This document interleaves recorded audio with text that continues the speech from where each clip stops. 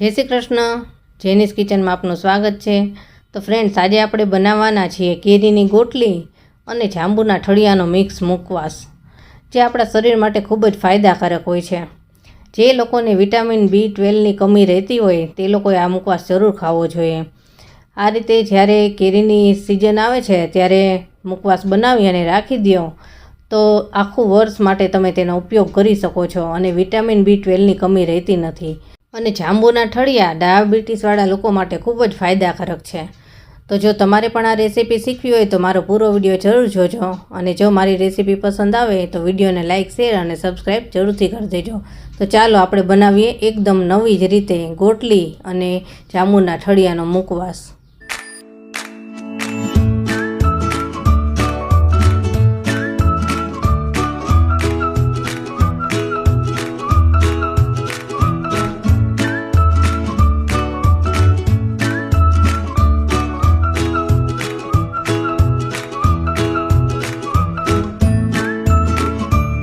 ગોટલીનો મુખવાસ બનાવવા માટે મેં આ 10થી 15 નંગ ગોટલી લીધી છે। તમારે જેટલો મુખવાસ બનાવો એ પ્રમાણે તમે ગોટલી લઈ શકો છો। મેં અત્યારે 10થી 15 નંગ લીધી છે ગોટલી।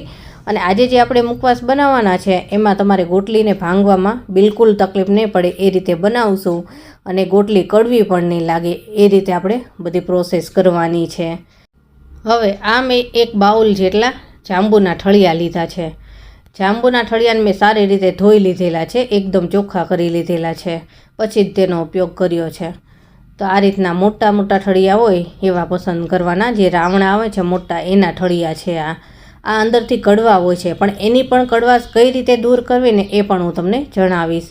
તો કેરીની ગોટલીની અને જાંબુના ઠળિયાની કડવાશ બિલકુલ નહીં રહે અને બધાને ભાવશે એવો આ મુખવાસ બનવાનો છે।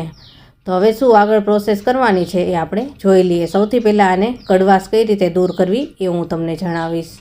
તો સૌથી પહેલાં તો આપણે આ ગોટલીને બાફવાની છે।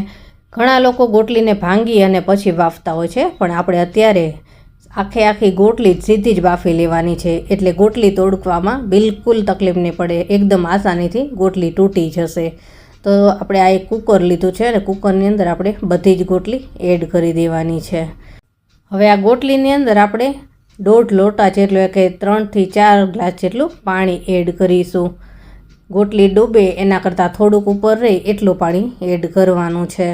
તો આપણે પાણી એડ કરી દીધું છે અને હવે કુકર બંધ કરી અને આમાં આપણે 4 થી 5 વિસલ કરશું।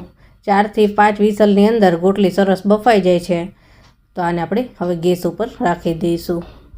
હવે ઠળિયા બાફવા માટે મેં આ નાની તપેલી લીધી છે, એમાં ઠળિયા આપણે એડ કરી દઈશું અને ઠળિયા ડૂબે એટલું આપણે પાણી લઈ લેવાનું છે। અને આ જાંબુના ઠળિયાની કડવાશ દૂર કરવા માટે આપણે થોડું મીઠું એડ કરીશું। મીઠું એડ કરીશું એટલે એની કડવાશ ઓછી થઈ જશે। અને આને આપણે બાફવાના નથી, માત્ર 5 જ મિનિટ આને ઉકાળવાના છે, એટલે એની કચાશ નીકળી જાય અને કડવાશ પણ દૂર થઈ જાય।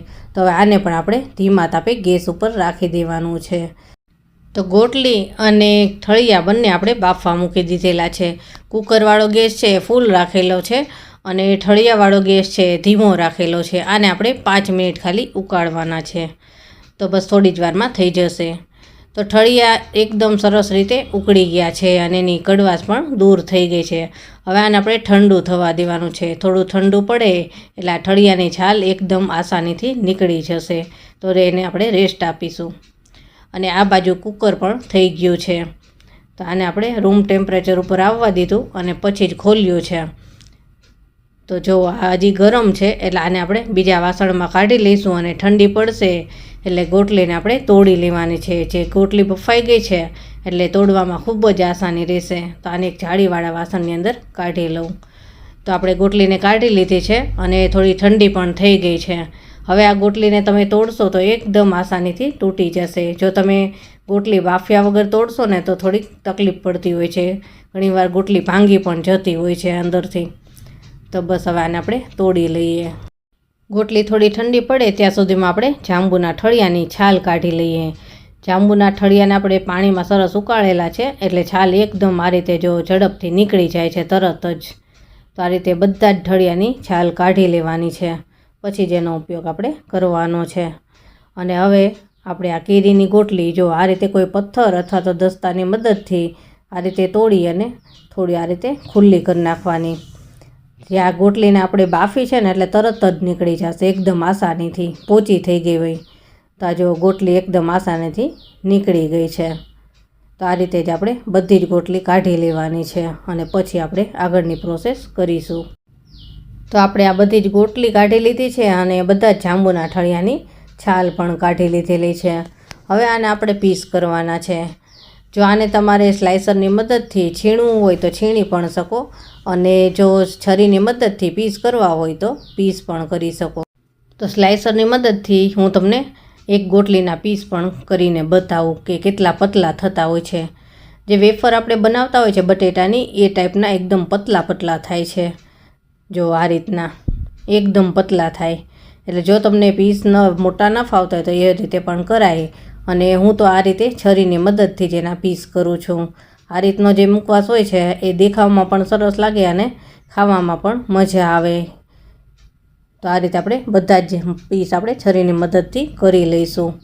આ એકદમ ઝડપથી થઈ જશે અને ગોટલી સરસ બફાઈ ગઈ છે એટલે એકદમ પીસ સરસ રીતે થાય છે અને એની કડવાશ પણ દૂર થઈ ગઈ છે. તો બધી જ ગોટલીના આ રીતે આપણે પીસ કરી લઈશું. તો બધી જ ગોટલીના આ રીતે આપણે સરસ પીસ કરી લીધા છે અને હવે આપણે જાંબુના ઠળિયાના પણ પીસ કરી લેવાના છે. જાંબુના ઠળિયાને પણ આપણે બાફેલા છે એટલે એકદમ ઝડપથી પીસ થઈ જશે. પણ આ જે કેરીની ગોટલીના જે મોટા પીસ થયા છે તેવા પીસ નહીં થાય, કારણ કે જાંબુના ઠળિયાને તમે છાલ કાઢી અને પછી તોડશો તો એ સીધા 2-3 ભાગમાં જ નીકળશે.